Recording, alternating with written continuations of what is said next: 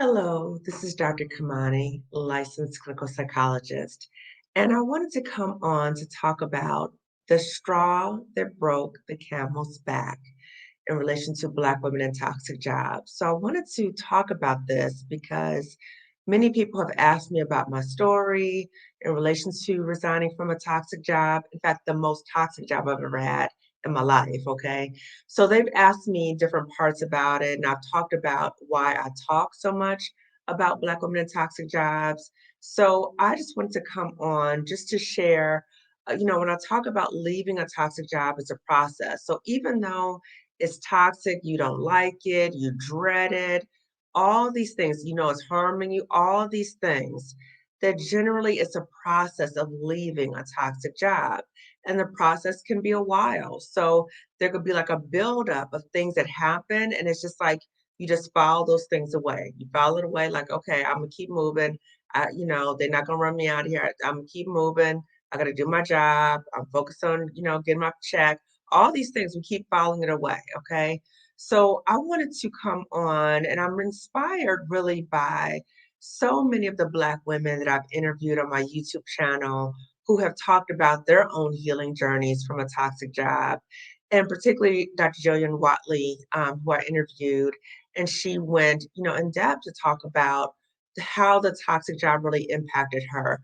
And she talked about her process. Okay.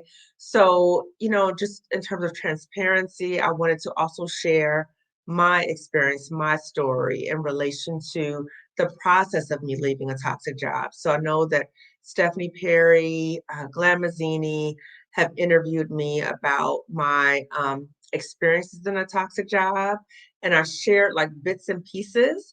But I want to try to give you a more comprehensive understanding of how the buildup progresses and how it just becomes so ridiculous that it gets to a certain point where you're like, I'm done. I can't deal with this anymore, right? This is just so outrageous and just so many things that happen. And it just accumulates over time. Okay.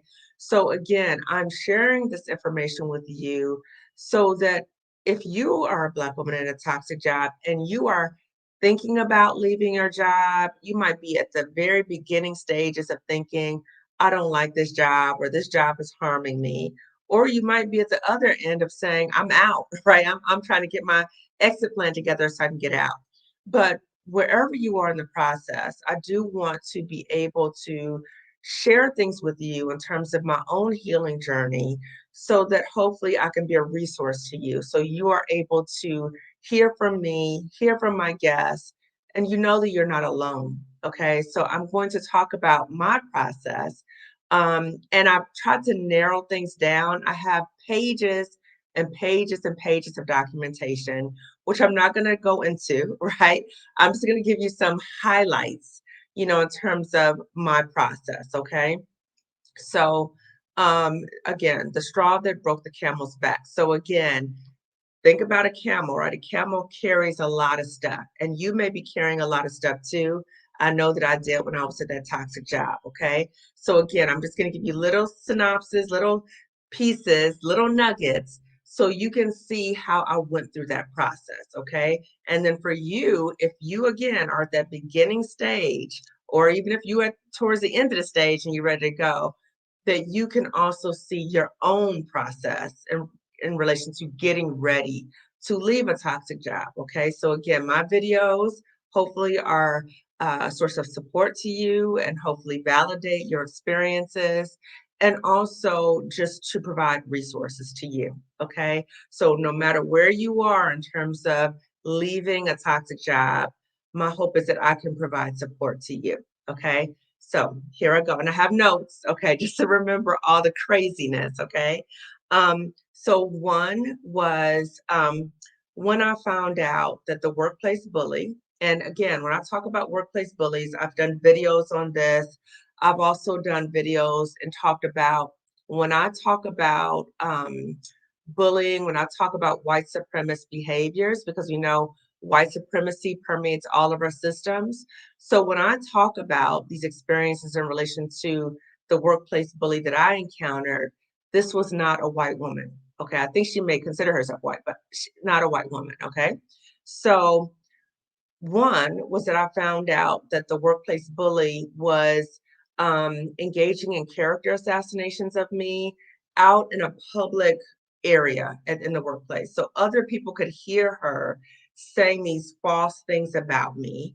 And so, again, other people could hear this. And so it got back to me that she was talking about me and it was straight lies. Okay. So that was the first thing. And then from that, so this is number two. So when I found out about that, I did report that to people, administrators, about what she had done. And I said, there was a buildup of things that she had done, but, I had reported it. And then an administrator whom I had told it to, not my direct supervisor, but another administrator who knew what happened, said that she wanted to talk to me to get more information and give me some support. Well, she takes me into a room and she starts telling me very sensitive information, very personal, sensitive information about the workplace bully. Okay. So things that I already knew, but some things I did not know, things I did not even need to know, things that I wish I never knew. Okay. Just very personal information about this woman. Okay. And so she keeps me in the room for over an hour. I think it was about an hour and a half, or maybe it's more, and she's telling me all this stuff. And then towards the end, she says, so are you going to file a grievance? And all of that appeared to be a situation where she was trying to kind of pump me up to file a grievance because they didn't get along. Okay. So I was being put in this situation, almost like set up in some ways, where she's telling me all this negative stuff about the workplace bully. Okay. So that was number two. Number three, when I would meet, because I would have to have these meetings with the workplace bully, and it got to the point where it was so difficult to understand what she was saying. It's like, people talking like flowery language. You're like, what are you saying? Okay. So we had gotten to the point where I would have to have meetings with her, and I wanted to make sure that I clearly understood what the ask is. Okay. So I want to make sure I'm doing a good job. I'm doing what you're asking me to do. Okay. So it had gotten to the point that working with her was so difficult. I had said, I don't want to meet with her alone. Okay. But there was a situation where I had to meet with her alone. And so I was taking notes and I was asking her to clarify what it was that she wanted. Okay. So when I said that, she got like really frustrated and she said, that's your problem. You and your supervisor have black and white thinking. Okay. So again, trying to get clarity. That's why I keep saying on my videos, we're in these toxic jobs. We try to get clarity and we try to do all these things. But when we do that, you generally don't get the clarity or there's some type of weird pushback. Okay. So that was number three. Number four, this workplace bully, um, there was there was a meeting that was coming up, and the meeting directly had to do with one of my job tasks. Okay. And so they had a visitor coming in who was going to give a presentation to a group of administrators about something related to my job in terms of a task. So the workplace bully said that I could come in to the meeting, but I couldn't say anything. I couldn't introduce myself. I could not say a word. Okay. So you can imagine how demeaning that was. Okay. Number five, I was on my way back from lunch one time off site. And as I'm coming back to the building, so I'm in LA. So there was a freeway and then there was an overpass, right? And so when I'm coming across the bridge over the freeway, I see a Black woman who appeared to be unhoused and appeared to be very disoriented in some ways. So she had stepped on the other side of the overpass, right? So she was on the other side of the rail, like she was going to jump. Okay. So this is a freeway, there's that, and then she's stepping on the other side, right? What was so disturbing is that people were just walking past her like they didn't even see it. Okay. So I stopped and, I engaged with her and I, was asking her, can you please come off? Can you please come with me? And I had had a lot of crisis response training. So I had been years on the district crisis team, and in fact, I had even gotten the crisis team member of the year. Okay, so I'm familiar with crisis response. So I'm talking to her and I'm asking her, can you please come with me? And she's coming with me, but she's very disoriented, right? So she gets to the building, and then there were school police there. And so I, told them about what was going on, and they said they were going to handle it, right? So I do a write up to let people know about what happened. And the workplace bully was included in that. And she did not even respond back to me at all. She didn't even acknowledge that she had received it. She didn't acknowledge, wow, are you okay? Nothing. Okay. Now, you know what? I'm gonna add another one because I didn't even have this one down, but I'm gonna add this one. So when my mother-in-law passed away, the bully, and again, we worked in the same area, the same facility. So she would see me. So I'd taken some days off for bereavement, and she never expressed condolences to me or sympathy. She wrote at the bottom of an email to somebody else, oh, and tell Kamani, I'm sorry to hear about her mother-in-law. Okay, just to add that in there. Okay, and this is again mental health. Okay, so number six, that was a bonus I just gave you. Okay. Number six, I had an idea for a training, and this training had never been done in the district. And so I had an idea, and I said, I can't do this by myself. So I collaborated with another Black woman, and we co-developed this training, and we started presenting on the training, and it was very well received. Okay.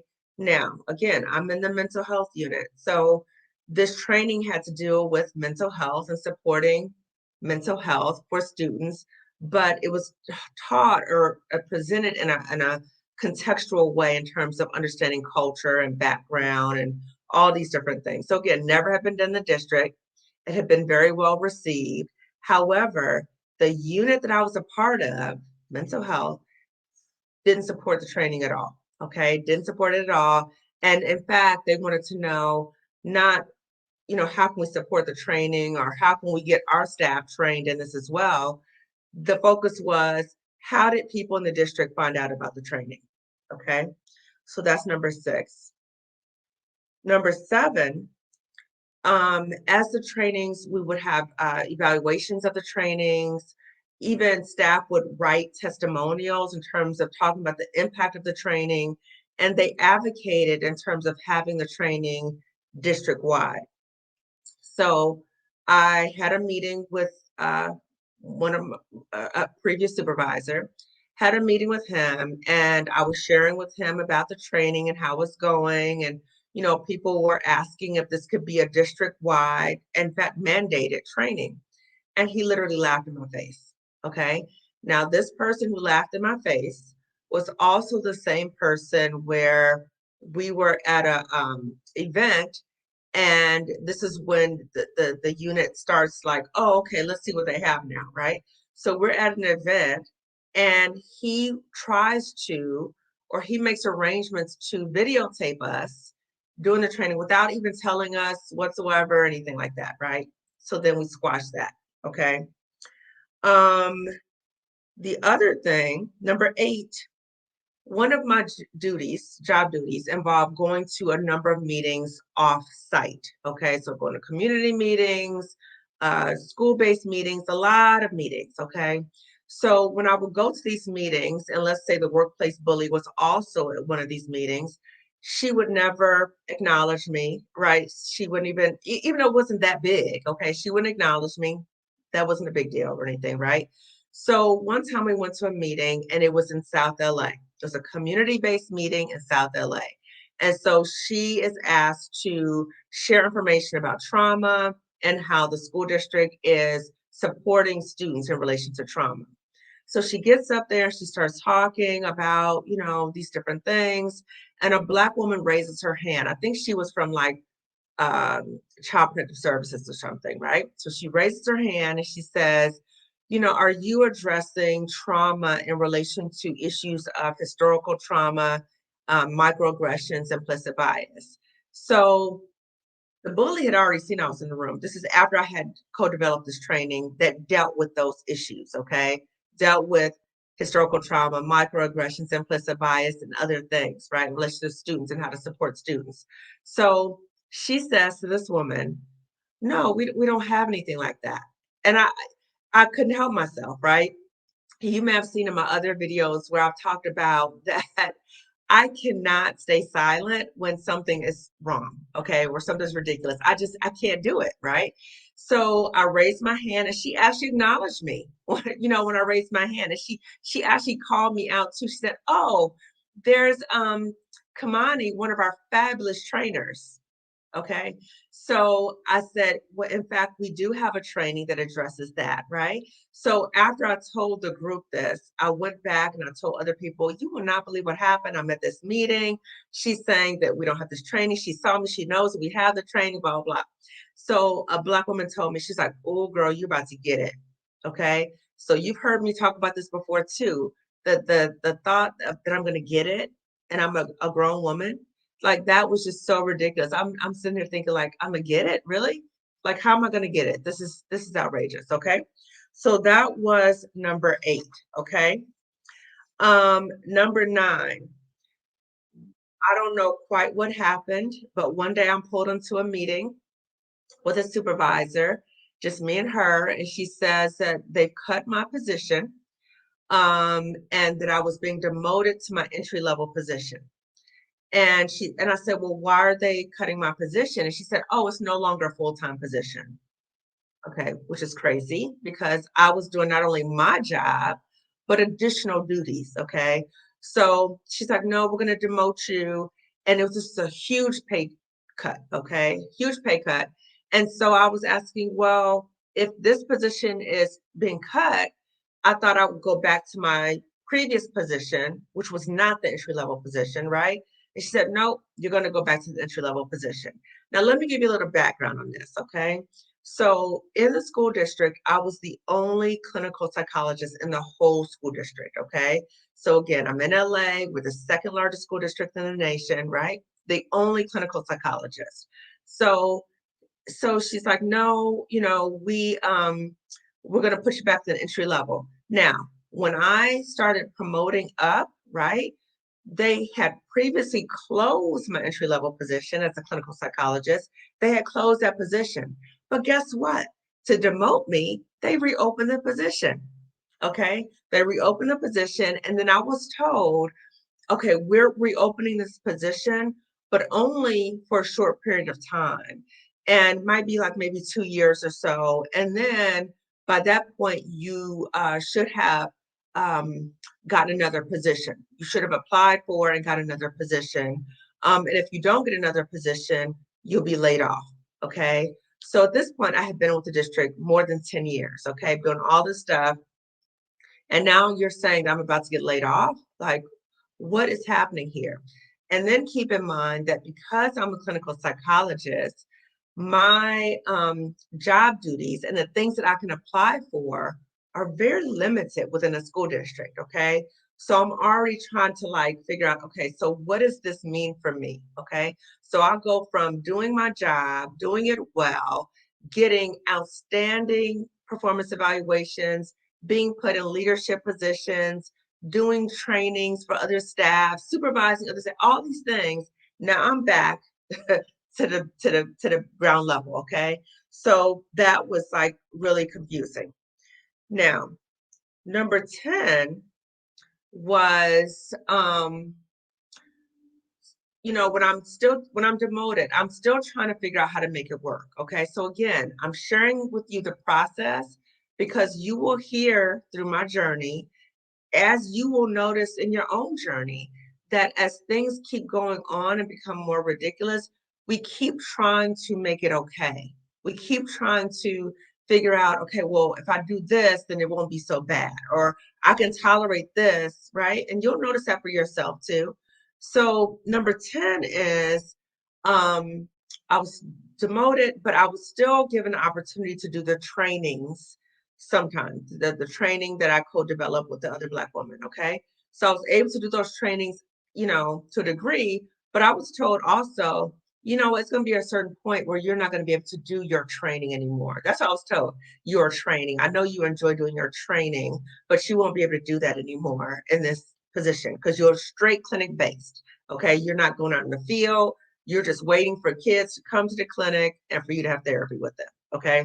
So number 10 was I was told by upper management, someone in an upper management position, that they were asking like if I was a team player. And then they went through my whole calendar and they started asking me about each meeting on my calendar, right? Like I had to explain every meeting.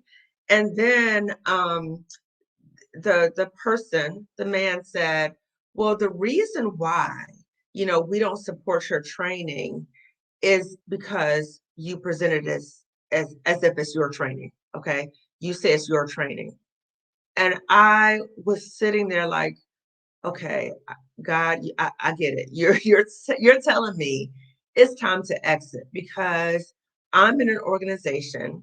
I'm in a part of this so-called unit that focuses on mental health and well-being. But instead of focusing on us being on the same team, you just asked me if I'm a team player, but you're telling me that you're not going to support something that will help students because I presented it as if it was my training. Okay. Even though I did co-develop it. It was my initial idea. Okay. So that's number 10. Number 11, no, yeah, number 11. So I'm in this demoted position, right? Clearly, I'm not growing at all, right? So just think about I was training people. Now I've got knocked down to this level. And now people that I've trained are now going to train me so I get certified again. It was ridiculous, right? But I'm still trying to make it work. I'm still trying to make it work, right? So I'm trying to bargain with them. Okay, well, um, can I work at a predominantly Black high school, right? So, my interests have been really to really support the needs of Black students, right? And they knew that. Okay, they knew that. So I said, well, at least, some of the time, can I work at the wellness clinic at this predominantly Black high school? They said, no, you cannot at all. Okay. Now, keep in mind, there were no Black therapists at that clinic. Okay. But no, I couldn't do that at all. No real reason why. I just couldn't do it. Okay. The next one is, I think we're at 11. I don't know, 12, 11, 12. There's so many of them. Okay. So when all this stuff was happening, I go to human resources, right? Because my supervisor said, oh, well, you might want to go to human resources, right?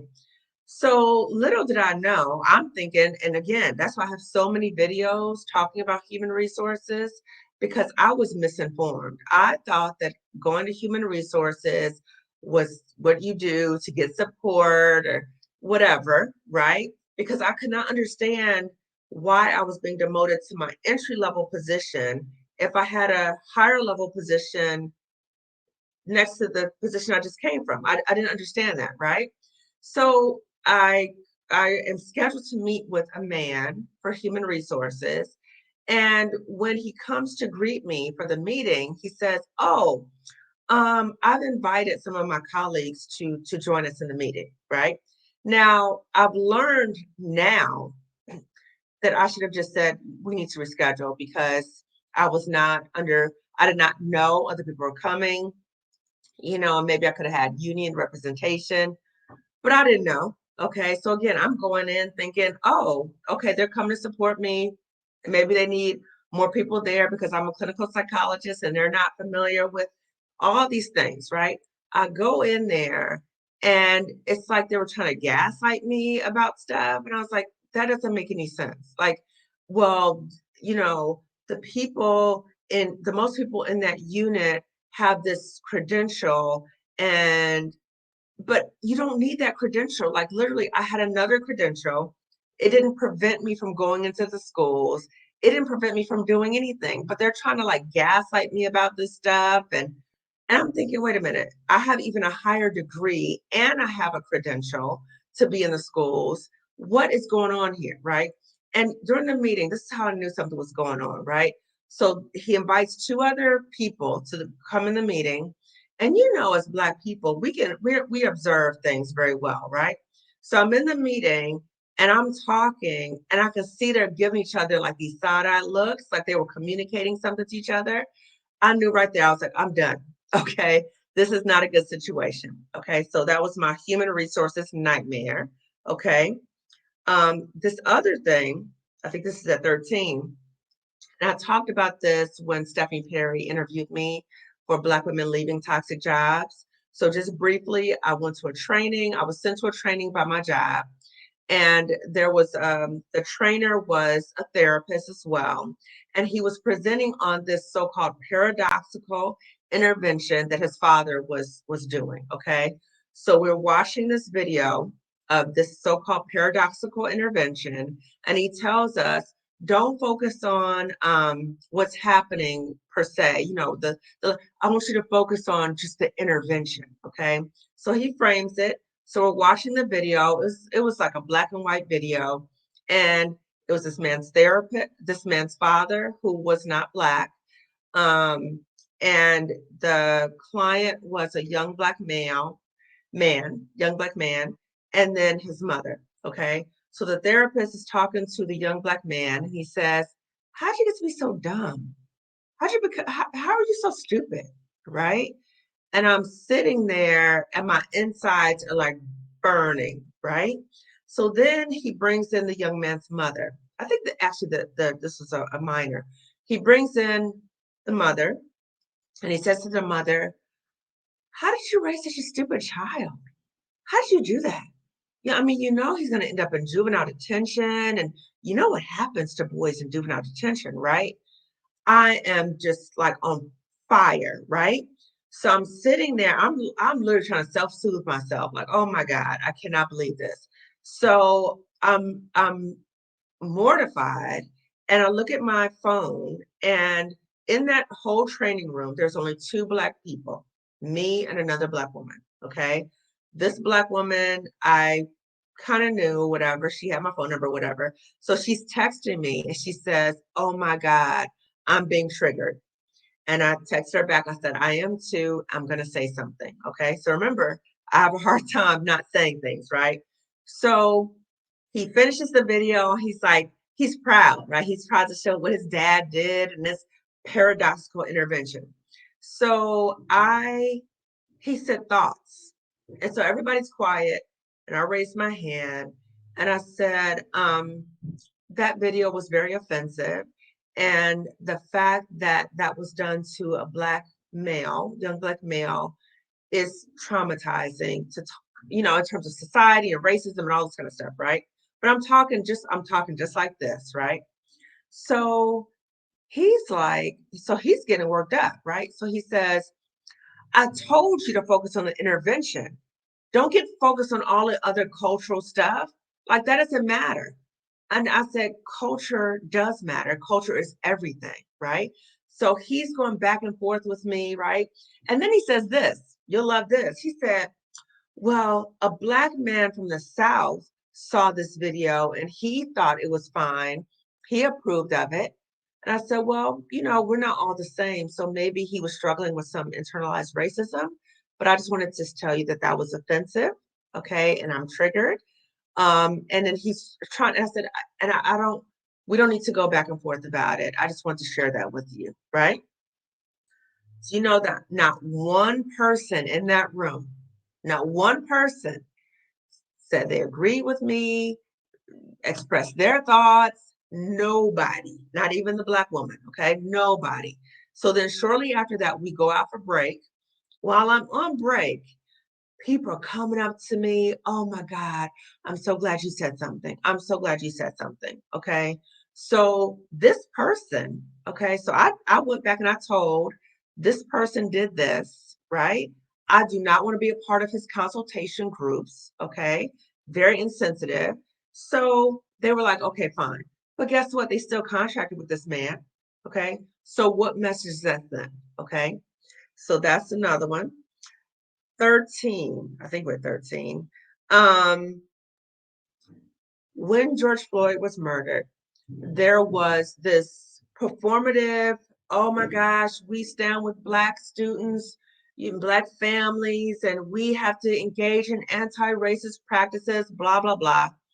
And they sought me out. And I think I was actually off calendar, I think, right? So they bring me in to try to help them out with these different practices, whatever, whatever. What do you want to do? Whatever you want to do, let's do that. Let's do that, right? So one of the things that came up was there was this national anti-racist summit, right?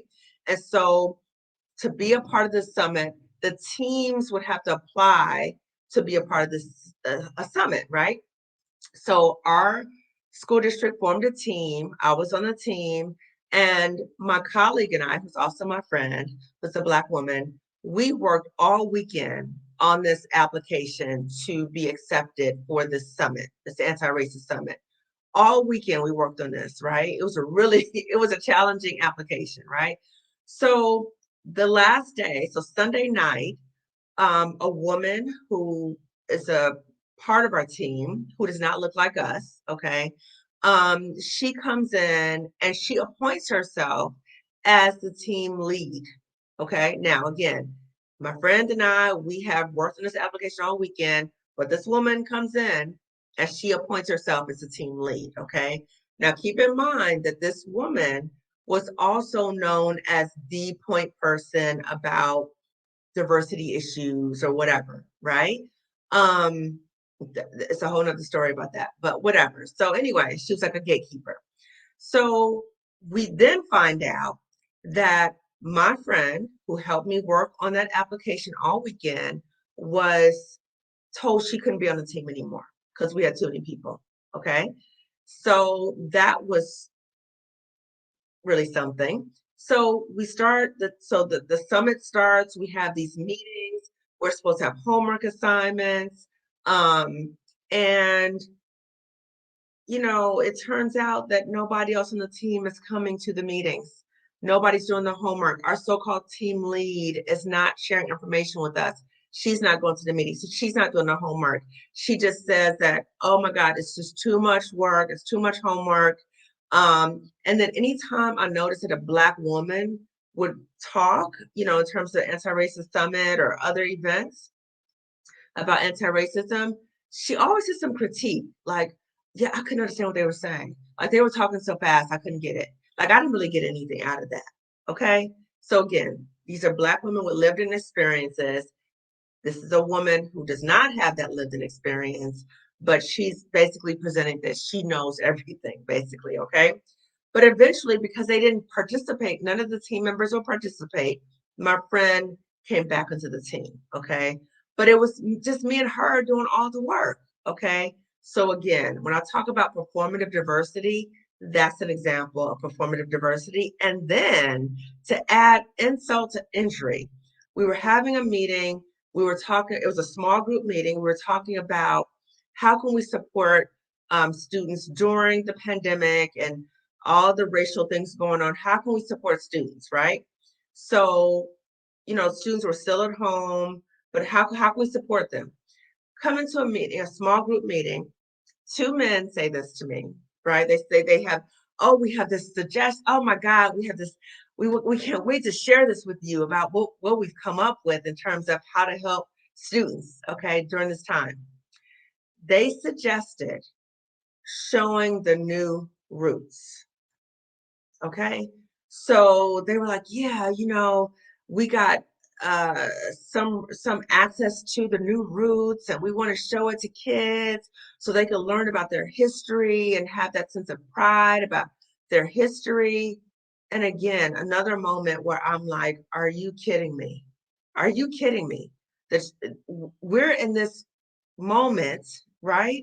And you want to show roots in which it relates to slavery. I mean, the timing is horrible. Okay. So again, this is my progression. Okay. Just sharing the progression. So number 15, I think I'm at 15.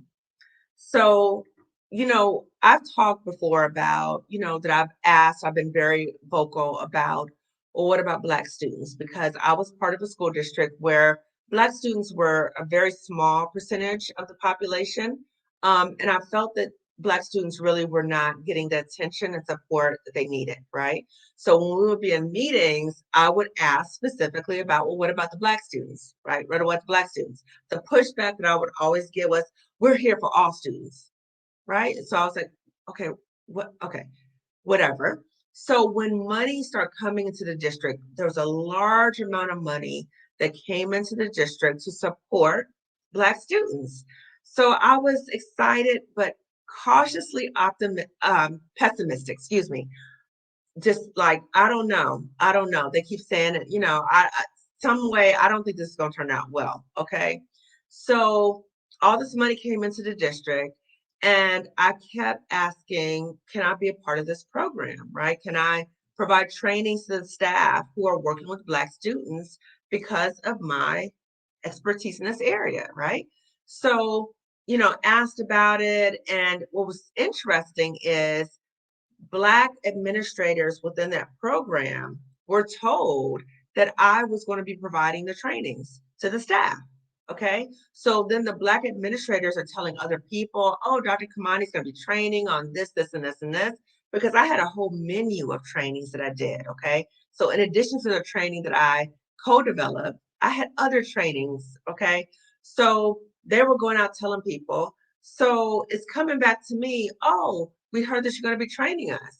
And so I go back to my so-called supervisors and I say, oh, I heard that there was conversation about me providing these trainings. And they said, no, you're not doing those trainings. You cannot have any involvement in that program. None. No trainings, nothing. You cannot have any involvement in that program.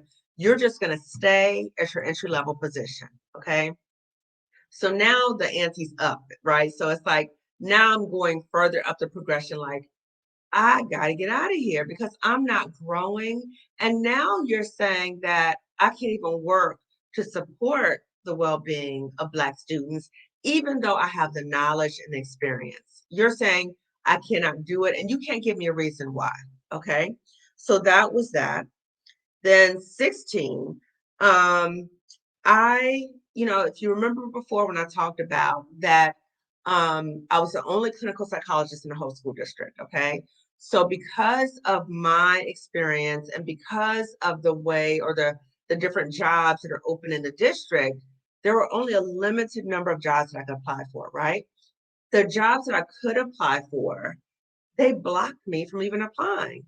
So literally, I would still be stuck in that entry level position, not growing at all, no opportunities to grow, no opportunities to promote, not able to work with Black students, right? So now it's like, okay, this is just, okay. So then I said, you know what? I'm gonna take a leave of absence because I can't deal with all this nonsense. Okay. It was a lot of other stuff happened. I'm I'm not gonna go into it right now, right? But again, my purpose is just to show you the process, right? This is how I went through a series of things that helped me to get out. These experiences helped me get out. Okay. So I took a leave of absence. And when I took the leave of absence, I took it because of the stress and that I was experiencing at the job. Okay. So my doctors, my therapists, everybody was like, you got to go, girl. You got to go. This job is too stressful for you. You're not growing here. You got to go. Okay. So the job was the reason why I went on leave. Okay. Now, when I'm on leave, I'm still getting these phone calls or whatever from HR, like, you better come back. You better come back. I'm like, what? Okay. So all of that was going on. And so when I was on a leave, my youngest son asked me, he said, Mom, are you going back there? And I said, I don't know. I'm trying to figure it out. I'm trying to see what's going on. He said, Mom, please don't go back there. Please don't go back. Okay. Now we're increasing in terms of the urgency of leaving. Okay. So now my family is saying it, my husband, like everybody's saying, you need to go. Okay. You need to go. Not my mother, but that's a whole nother video. We talked about that before in my other videos. So still, I was trying to work it out. I'm trying to still figure out how I can work this out. Okay. 17 or 18, whatever. I go back to the doctor because, I'm on stress leave. So I'm going back to the doctor to get another extension of my stress leave, okay? Because it's a stress from their job. Their job is harming me, so I'm on leave, okay? I drive up to Kaiser and I'm in the parking lot, and all of a sudden I started crying hysterically, okay? And it was like the inner little girl in me was saying and begging me, please don't make me go back there. Please don't make me go back there, okay? So now I'm getting more confirmation that it's time for me to go, right? And I started having other stuff happen. I've talked about this too in terms of just physical things that were happening to me, like my hair was falling out. I was getting these really bad nosebleeds. My blood pressure was going up. It was all these other things too. Okay. Um, and then again, HR was just not supportive. Okay. Let me just leave it at that. The final straw, the straw that broke the camel's back for me was that when I was in the shower, I heard the voice of God say to me, if you go back to that job, it's a death sentence. Because I had seen Black women at that job, similar age or maybe a little older than me, not that much older, who died at the job, okay, or maybe not at the job, but they worked at the job, okay? Or maybe they had strokes, heart attacks, cancer. It was so many Black women. It was like a disproportionate number, okay? That's what it seemed to me. And when I heard that voice from God, because it was like crystal clear to me, okay? When I got out that shower and I got dressed, I immediately went and I resigned, okay? Via email, effective immediately. And I mentioned and I noted that I'm resigning because this work environment is traumatic for me and it is causing me harm, okay? And I identified the workplace bully. I've identified some other people, some other situations, and I asked for an exit interview. Didn't get one. They just did like you send an email in, it's like this automated kind of thing, right? But from that day, right? So after I did that, going up to that point, all the things that I talked about in terms of my experiences, all these things were confirmation that it was time to go. But I stayed for a number of reasons. I stayed because I wanted to continue the work because I believed in the work. I believed in working with children. I stayed because I was fearful of leaving. That was the biggest thing. Okay. And people were telling me, family, friends, girl, you got to go. You got to go. It's not good for you. There's bigger for you. But the fear had me. Okay. I had a hard time working through the fear. And it was just, I wanted to go so badly. I wanted to go so badly, but I couldn't make that final step. But the straw, right? When I heard the voice of God, that was the straw that broke the camel's back. I was able to do it. It was like, boom, it was like nothing. Honestly, I was like, I'm out. Okay. Because my life is more important than their job. Okay. Being with my family, being with my friends, doing the work, but on a higher level is more important to me. Okay. So that's why I left. And then I did that video, Beyonce, You Won't Break My Soul, because I was reclaiming my power back.